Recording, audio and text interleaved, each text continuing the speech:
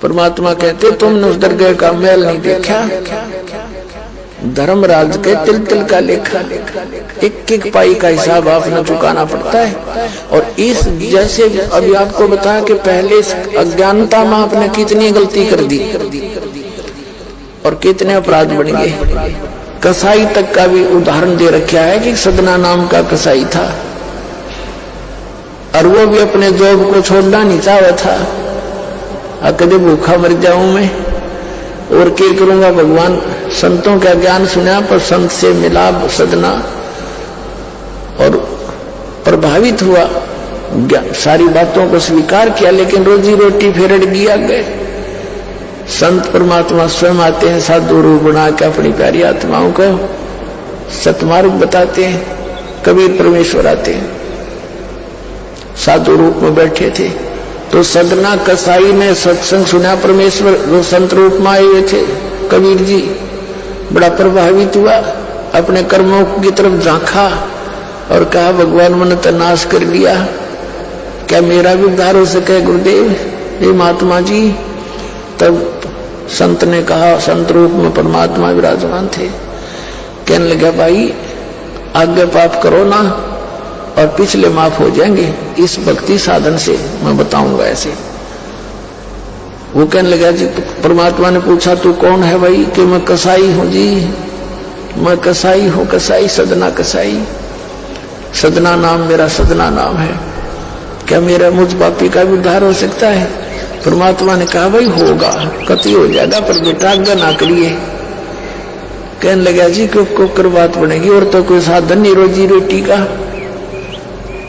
परमात्मा संत जी ने कहा, परमात्मा संत रूप में बैठे थे, बेटा पेट में भगवान ने पाला तू, जब कौन रोटी लेकर जाया करता तेरी, कौन पहुंचाता था, और माँ के गर्भ से बाहर आते ही माँ के सतन में दूध दे दिया, उससे पहले दूध नहीं था, तो क्या अब वो तेरी संभाल नहीं करेगा। लेकिन ये तो एक हमने औपचारिकता सी बातें लगती हैं, क्योंकि हम दूसरे रंग में रंगे हुए। कहने लगा जी मेरा तो काम ना चले, बालक भूखे मर जाएंगे, मेरा तो कोई काम नहीं, मैं तो नौकर हूं एक कसाई का और मन्नत ये काम करना पड़ेगा। तो परमात्मा ने सोची भाई ये तो सारे बांध रखे काल में। कहा, परमात्मा ने कहा बेटा इसने छोड़ दे तू। तो सदना कसाई कहने लगा, महाराज जी कुकर छोड़ो भूखे मर जाएंगे, बालक नाम लेना चाहे उठे नहीं, मेरा उद्धार कर दे गुरुदेव, उद्धार कर दे, मैं तो कति नरक में गया। परमात्मा बोले भाई नो दोनों बात क्यों करो नहीं मेरे। फिर परमेश्वर ने सोचा चल भाई चाकस होती है इसकी तो बहुत जबरदस्त इच्छा भगवान में। तो मालिक ने कहा ठीक है बेटा तू यूं करिए, एक अपना लिमिट बना ले कि इससे ज्यादा नहीं बकरे काटेगा, जितनी तू ज्यादा से ज्यादा बना ले, पर वही है वचन पे। अब सदना बोला जी ठीक है। उसने सोचा रोज के 5-4 काटने पड़े हैं, हम बेईमान से। कहने लगा अब जी 100 तो ज्यादा नहीं काटूंगा डेली। परमात्मा बोले अच्छा भाई जाते ठीक है बेटा, दे रही है वचन पे, अकजी पक्का हूं मैं वचन का। चला गया। अब क्या हुआ कि उस शहर में राजा की लड़की का ब्याह हो गया, बरात आ गई और उसमें बकरे दारू चल रहे। मुसलमान बादशाह था, मतलब मांस तो आम खाते हैं, दारू शराब तो नहीं होगी खैर। अब उसके सदना के मालिक ने आदेश दिया कि सदना बड़ा ऑर्डर आएगा इससे, और भाई ला दिए बकरे ला कर रख दिए 20। अब 20 काट दिए सदना ने, फिर डिमांड आएगी 20 की और। कहने का भाव ये है कि 100 के 100 बकरे कट गए। और सदना ने सोचा हे भगवान कति पूरी बात बनी, हे भगवान आपने प्रण भी आपने रखा, मेरी तो प्रतिज्ञा भी आपने रखी, मांझ दो के हथियार दर दिए, अकरेगी इज्जत आजत कति नाश हो गया था। इतने में परमात्मा ने क्या किया, एक बहुत बड़े व्यापारी का रूप बना के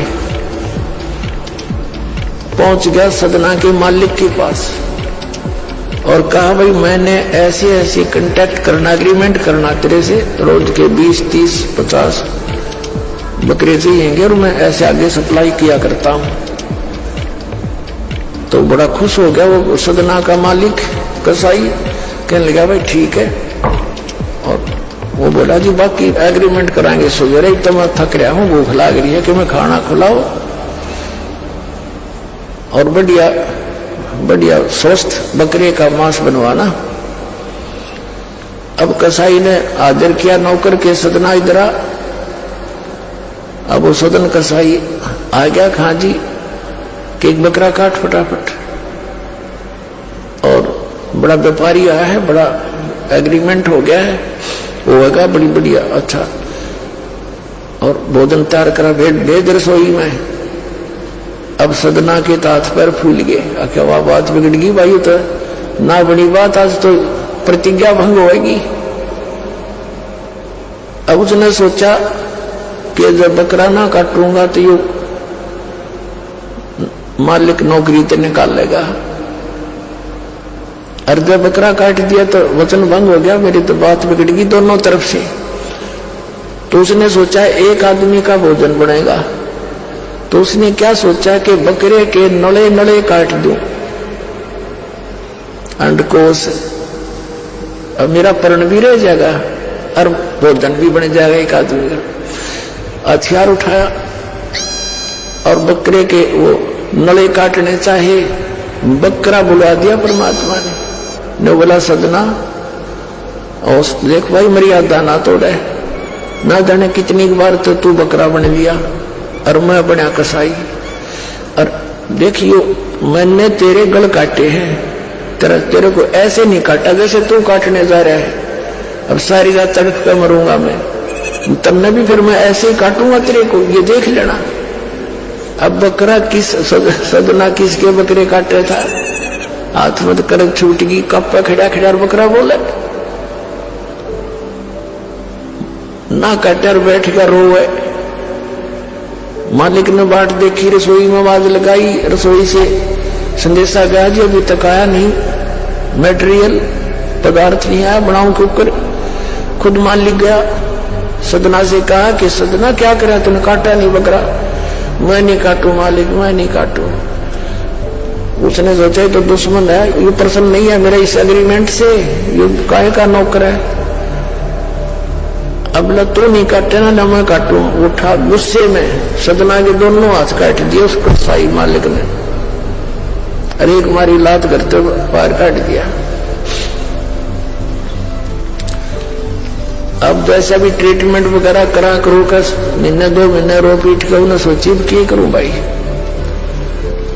उसने सोचा चल पड़ी यहां से। उस संत ने कहा था मैं वहां जगन्नाथ के मंदिर में रहता हूं, वहां आ जाना। उस जगन्नाथ के मंदिर की तरफ चल पड़ा। कोई परमात्मा ने जब इतना चमत्कार दिखाया है, बकरा बोलिया इसे बुंडे काम ना मैं तो कदे भी ना करो, मरो से जीवा से भूखे मरे। आदमी की कही तो ना सच्चा पर वो तो सच्ची होगी, सामने तो जुल्म हो गया। यूं तो बहुत बुरा जो है ना एक रूटीन है, यू नहीं करो भाई कति भी। संत साची के थे वो उस दिन बच्ची उसके उस गुरुदेव के पास समाधान के लिए चल पड़ा।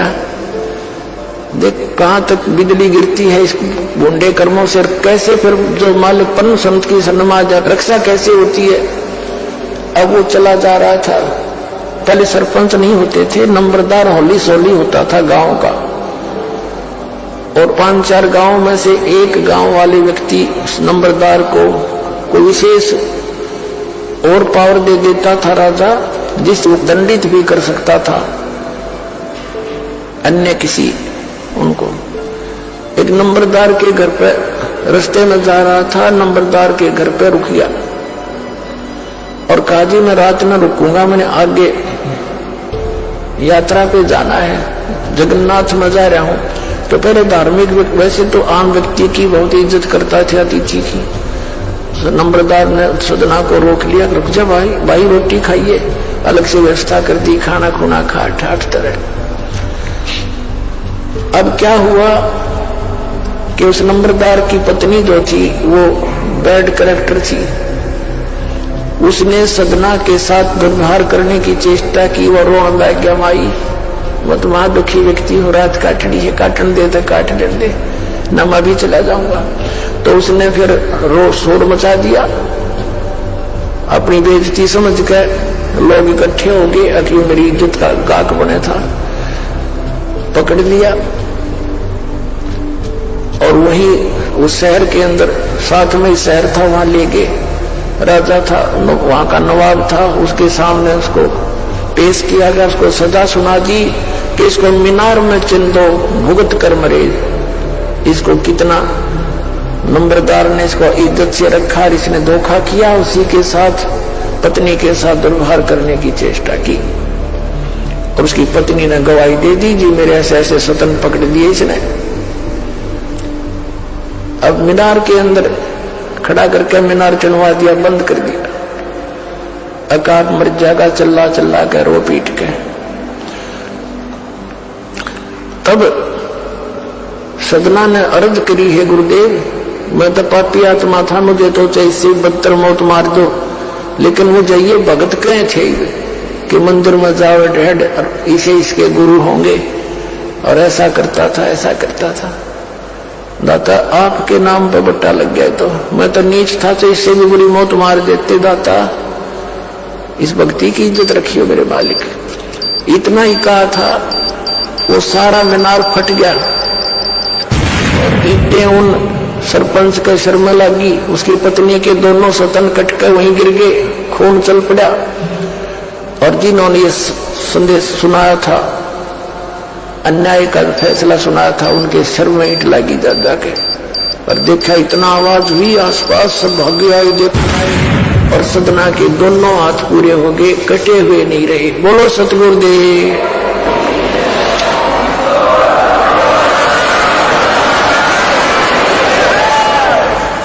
तो कहने का भाव ये पुण्यात्मा, हम मर्यादा इतनी भारा मान रहे हैं तो भगवान के मार्ग पर चलने वाली, और उनसे ही लाभ होगा।